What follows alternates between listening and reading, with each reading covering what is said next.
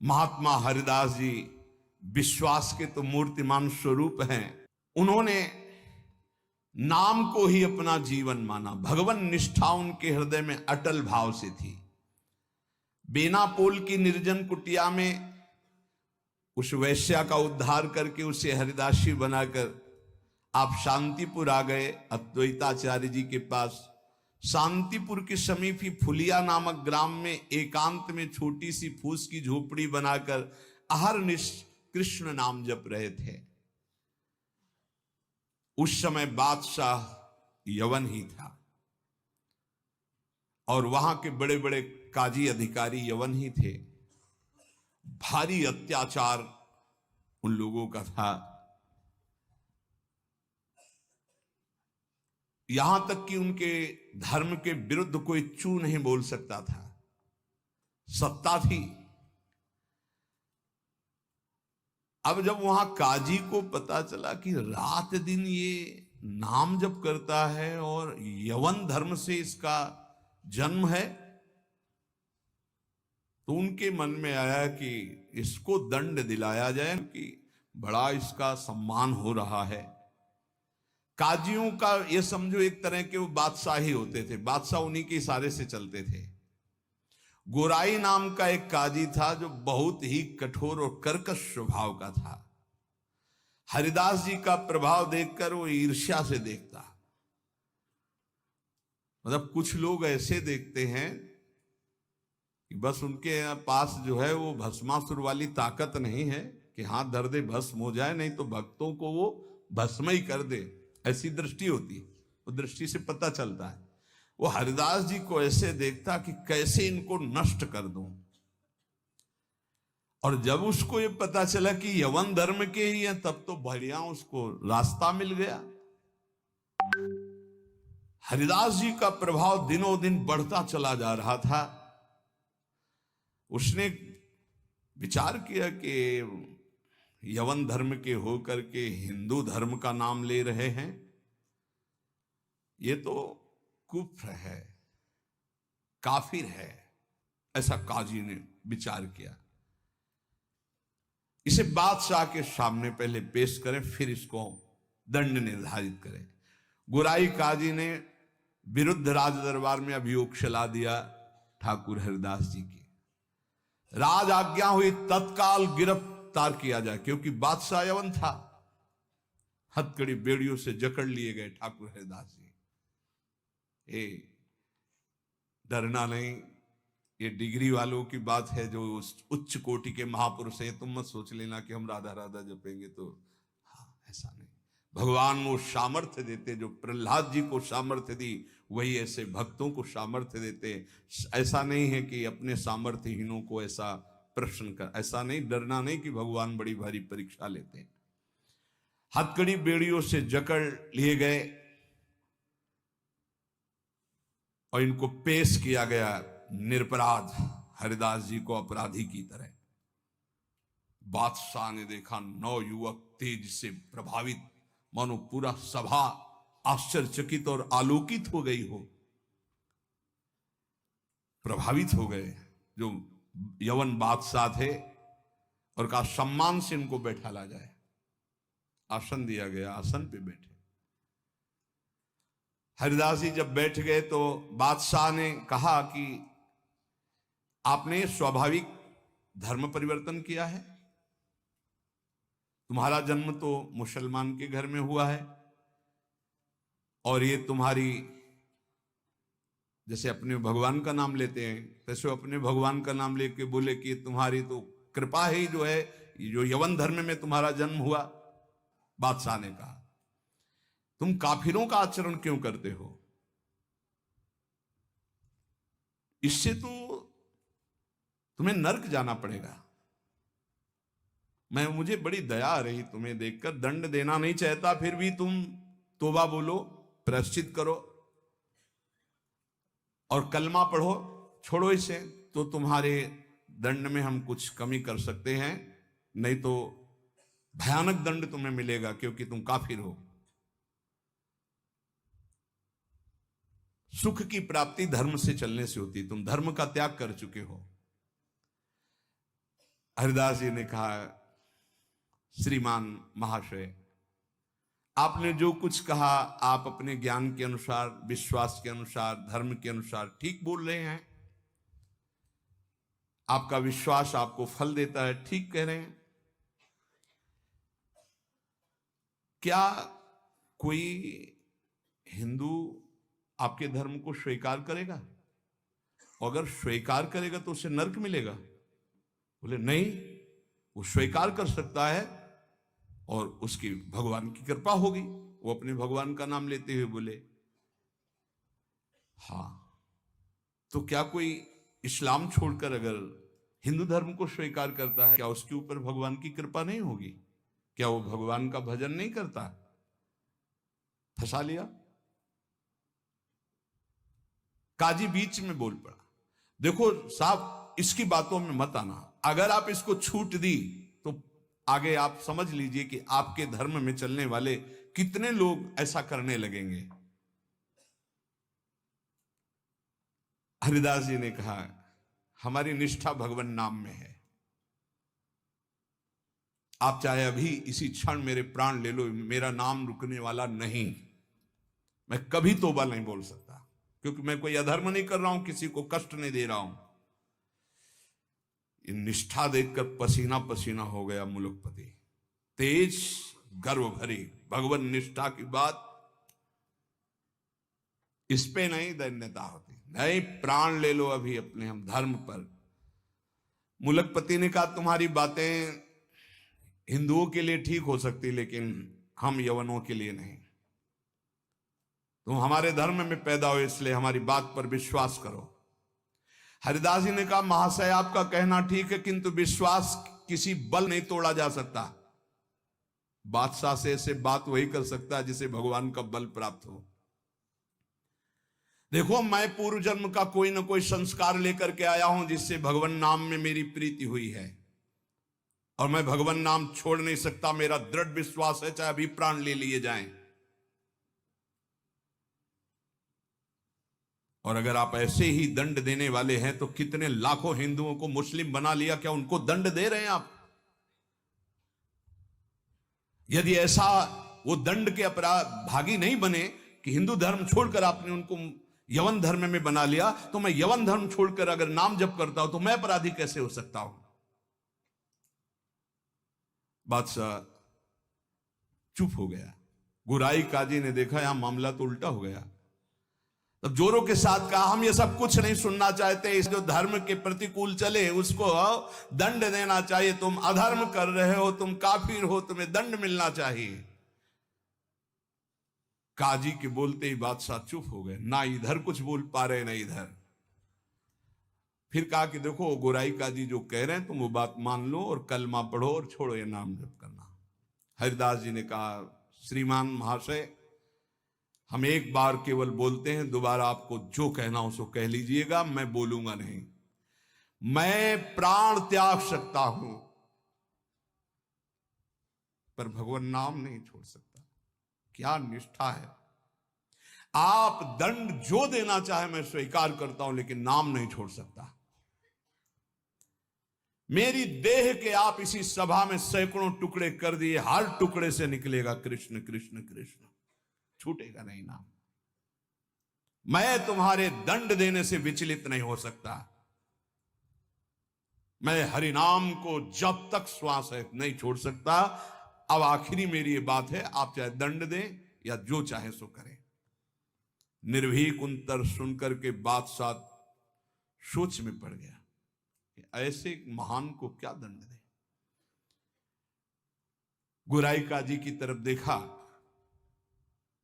गुराई काजी ने कहा, हुजूर बिल्कुल दया नहीं, दंड चाहिए, नहीं तो फिर बड़ी समस्या आ जाएगी कि अपने धर्म के लोग बहुत से उधर हो जाएंगे,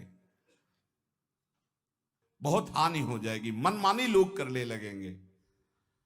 मुलुकपति ने कहा, सही पूछो तो मेरे में हिम्मत नहीं है। तुम बोलो दस्तखत हम कर देंगे। क्या दंड दिया जाए तुम बोलो, दस्तखत कर देंगे, लेकिन हिम्मत नहीं कि मैं दंड निर्धारित कर सकूं। गुराई काजी ने कहा, हुजूर मेरी जो अंदर बात आ रही, इसको ऐसा दंड देना चाहिए कि पूरे विश्व में कोई भी इनके विपरीत आवाज ना उठा पावे। क्या क्या दंड निर्धारित किया जाए? प्राण दंड, वो भी ऐसे सीधे प्राण दंड नहीं, 22 बाजारों में कोड़ों से मार मार कर बेत और कोड़ों से इसकी जान ले ली जाए, जिससे सब कोई देखे कि धर्म के विरुद्ध चलने वाले को कैसा दंड दिया जाता है। सभी लोग ऐसा देखें और किसी की हिम्मत ना पड़े। मुलकपति ने दस्तखत कर दिया, ऐसा ही। अब तो क्या था, जल्लादों ने तत्काल हाथ बांध दिए महान भगवान नाम जापक के, और वही दरबार से शुरू किया गया। वो कोड़े जो ऐसे लगते कि खाल को खींचते चले जा रहे, घाव पे घाव, हर बाजार में, भीड़ में, सब जगह ऐसे। ठाकुर हरिदास जी बोलते हरि बोल, जहां कोड़े लगते हरि बोल, हरि बोल। बलिहार है क्या हृदय भगवान ने बनाया इन महापुरुषों का कि इतना भयानक पीड़ा और कष्ट के बीच में कभी आह नहीं कहा। पीठ में से रक्त की धाराएं बह रही, रक्त बह रहा है। निर्दयी जल्लाद घावों पर कोड़ों का प्रहार कर रहे, और हरिदास जी के मुख से वही जोर की ध्वनि निकलती, जैसे कोड़ा पड़ता, हरि बोल, हरि बोल। धन्य है ये जगत इन्हीं महापुरुषों के नाम कीर्तन से, इन्हीं के यश कीर्तन से आज पावन है। सत्य कहते हैं, इन्हीं महापुरुषों के प्रताप से आज हम कुछ हरि बोल, कृष्ण बोल, राधा बोल सकते हैं। नहीं, हमारी सामर्थ्य क्या, यही सब, ये साक्षात भगवत स्वरूप पार्षद अवतरित हुए जो ऐसी सामर्थ्य का दर्शन कराया। ये है भक्ति, ये है निष्ठा, नाम निष्ठा। चेहरे पर तेज और मुस्कुराहट है, जवान पर हरिनाम है, शरीर पर कोड़ों की वर्षा है। जरा विचार कीजिए क्या स्थिति है, क्या स्थिति है। मतलब देखने वाले चीख पड़ते, रो पड़ते, दुख से आंखें बंद कर लेते। अरे ऐसे निर्मम जल्लाद ऐसे महापुरुष को कष्ट दे रहे हैं जो निरपराध, कोई अपराध नहीं किया, लेकिन किसी की हिम्मत क्या कि कोई बोल सके, कोई रोक सके बादशाह के हुक्म के आगे। हरिदास जी की वही मुस्कुराहट, वही आनंद भरा शब्द, हरि बोल, हरि बोल। जल्लाद पीटते चले जाते हैं। 22 बाजारों में घुमा घुमा करके, कोड़ों से मार मार करके, लथपथ मांस के टुकड़े गिर रहे हैं। ऐसे कोड़े मारते कि चिथड़ा हो जाता सरे। जल्लाद आश्चर्य में हो गए कि किस माटी का बना हुआ ये भगत है कि एक बार भी उफ नहीं निकला, आह नहीं निकला, हरि बोल, हरि बोल। और जहां वो मारते कोड़े और कहते, अब भी कहता है हरि बोल, हरि बोल, तो मुस्कुरा के देखते, बोले तेरा भी कल्याण हो गया। क्योंकि वो भी यवन जल्लाद थे, वो गुस्सा में बोलते, अब भी कहता है हरि बोल, हरि बोल, तो कहते तेरा भी कल्याण हो गया, क्योंकि तू भी 2 बार तो हरि हरि बोला, तेरा भी कल्याण हो गया। ऐसे कोड़े चल रहे थे कि 10-5 कोड़ों में ही मृत्यु हो जाए आदमी की। पीठ पर असंख्यों कोड़े, नाम बराबर उच्चारण हो रहा है, कोई मुखारविंद में वेदना नहीं, कोई दर्द की वेदना नहीं। हरिदास जी बीच बीच में भगवान से प्रार्थना करते जा रहे हैं, प्रभु किसी का दोष नहीं, नाथ किसी को दंड मत देना, न इन जल्लादों को, न काजी को, न बादशाह को। प्रभु मेरी प्रार्थना है, किसी को दंड मत देना। प्रभु से बात कर रहे हैं। जो दंड दे रहे हैं उनके लिए वो उसी समय भगवान से प्रार्थना कर रहे हैं कि इनको किसी को कष्ट, क्योंकि पता है प्रभु ये सब भूले हुए लोग हैं, इनके अपराध को आप कभी मानना ही नहीं कि अपराध किया है। कैसे कृपालु भक्त हैं, जिनके ऊपर प्रहार हो रहा है वो प्रभु से प्रार्थना कर रहे हैं, प्रहार करने वालों को कष्ट मत देना प्रभु, ये बेचारे हैं, ये भूले हुए हैं। महात्मा हरिदास जी आखिरी में हरि बोल कहकर मूर्छित हो गए। उन जल्लादों ने देखा कि नस नाड़ी में कोई धड़कन नहीं, अब ये पधार गए। गोराई काजी ने देखा कि हां ये पधार गए। सहमति हुई कि अगर इसको जमीन में दफनाओगे तो उत्तम गति होगी उनके अनुसार से, इसलिए इसको गंगा में फेंक दो।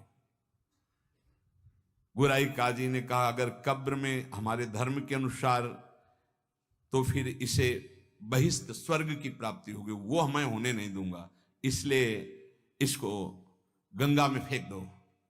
फेंक दी गए। जे ही पतित पावनी भागीरथी का स्पर्श हुआ, मुख में गंगा जल गया तो जैसे अमृत गया हो। और तो गंगा के प्रवाह में गंगा जी गोद में लेके जा रही, डुबो नहीं रही। अब उनको चेतना आई, कृष्ण कृष्ण कृष्ण कृष्ण। गंगा जी धीरे धीरे उनको अपनी लहरों से, गंगा जल के स्पर्श से सारी जो वेदनाएं थी, घाव थे, उनमें बड़ी शीतलता। हरिदास जी को चेतना हुई और बहते हुए जब किनारे लगे तो लोगों ने उनको उठाया और फुलिया के समीप उनको गोद में लेकर के ले गए, जहां उनकी पहले कुटिया थी। चारों ओर ये बात तो फैल ही गई थी। हरिदास जी के दर्शन के लिए भारी भीड़ इकट्ठा हुई। हरिदास जी बैठ करके कीर्तन कर रहे हैं। क्या मतलब, क्या देह है, क्या स्थिति है। इसलिए जैसे भगवान अनंत, उनके भक्त की महिमा अनंत। गंगा जल के स्पर्श से सारे घाव खत्म हो गए, किसी औषधि की जरूरत नहीं पड़ी। चमत्कार। जब बादशाह ने सुना कि वो जीवित है और नाम कीर्तन कर रहे हैं तो विश्वास ही नहीं हुआ गोराई जी को कि ऐसा हो ही नहीं सकता, ऐसा बिल्कुल नहीं हो सकता, क्योंकि कुछ बचा ही नहीं था, इतनी उनकी मार मारी गई थी, ऐसा हो ही नहीं सकता। बादशाह, गोराई काजी सब देखने के लिए आए। जब ये सुना कि बादशाह सब हटाया गया, बादशाह जाग वही तेज, वही नाम, वही स्वस्थ शरीर। तब उन्होंने गोराई काजी की तरफ देखा और कहा भारी अपराध बन गया, ये कोई साधारण नहीं हो सकते। ऐसा दंड पाने के बाद तो कोई जीवित ही नहीं रह सकता। साष्टांग दंडवत ठाकुर हरिदास जी की बादशाह ने की और कहा मुझे क्षमा करो। वैसे मैं दंड देना नहीं चाहता था, लेकिन ये गोराई काजी ने, उन्होंने कहा श्रीमान अब भी आपसे प्रार्थना करता हूं, आपका इसमें कोई दोष नहीं है, ये कोई हमारा पूर्व का हिसाब था जो पूरा हो गया, आप प्रसन्न रहिए। उन्होंने कहा मैं आपकी सेवा करना चाहता हूं, आप आज्ञा कीजिए। ठाकुर हरिदास से कहा बादशाह ने, उनका बस एक सेवा कर दीजिए, अब कभी आना मत और हमारे नाम कीर्तन में कभी विघ्न मत डालना।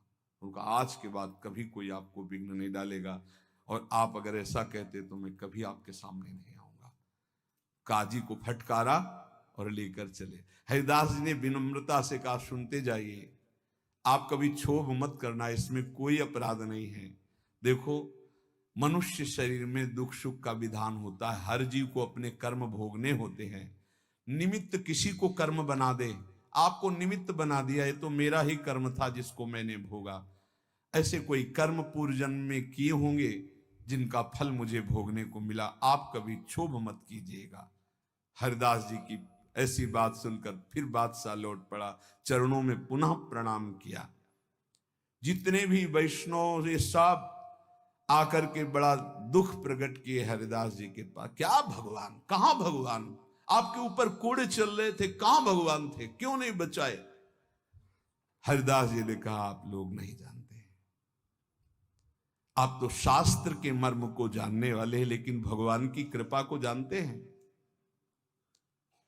मुझे जो दंड मिला उसका कारण है मैंने भगवान नाम की अवहेलना सुनी राज दरबार में, जीवित रहा, इसलिए मुझे दंड मिलना जरूरी था। और दूसरी बात, जिस समय मेरे ऊपर कोड़े चल रहे थे तुम्हें दिखाई नहीं दे रहा था, हरि ऐसे किए गए थे, एक भी कोड़ा मेरे ऊपर नहीं लगा। जैसे प्रहलाद जी से पूछते थे उनके मित्र कि तुम्हारे ऊपर हाथियों से कुचलाया गया, ये तो कहते थे मेरे हरि मुझे ऐसे गोद में लिए, एक भी कष्ट मेरे को नहीं हुआ। ठाकुर हरिदास जी कह रहे तुम्हें नहीं दिखाई दिया, तुम कोस रहे हो प्रभु को। जिस समय कोड़े चल रहे थे, हरि ऐसे शास्त्र बाहुओं से मुझे ढके हुए थे, वो कोड़े हरि के ऊपर चल रहे थे, मेरे ऊपर नहीं। वो हरि वार ले रहे थे, मेरे ऊपर नहीं। तभी वो जोर से बोलते थे हरि बोल, क्योंकि हरि पास में। ये भक्त जानता है, बाहरी क्या जाने।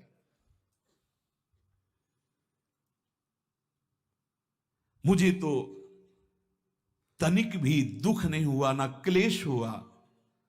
बस आप सब भक्तों से यही कहते हैं, ठाकुर हरिदास जी कह रहे हैं, आप अविश्वास मत कीजिए प्रभु पर। उनके नाम में अपार सामर्थ्य, मुझे जो सुख मिला है वो तुम्हें कैसे बताऊं। जिस समय नाम चल रहा था और कोड़े चल रहे थे, उस समय मेरे को भगवान ऐसे घेरे हुए थे, तुम्हें कैसे बताऊं। शरीर को इतना भी क्लेश नहीं था। ये भक्त ही जानता है।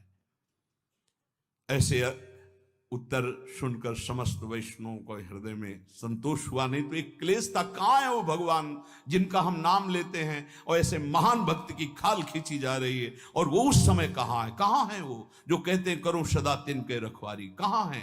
तब ठाकुर हरिदास जी ने बताया, जैसे प्रहलाद जी को सैकड़ों बार भयानक पीड़ाएं दी गई, पर्वत के नीचे दबाया गया, सर्पों के विष से पिलाया गया, डसवाया गया, गैस में बंद किया, क्या क्या कष्ट नहीं, कुछ भी कष्ट प्रहलाद जी को नहीं होता था। हरिदास जी महाराज का स्वस्थ शरीर वहीं फुलिया ग्राम में रहकर निरंतर भगवान नाम कीर्तन।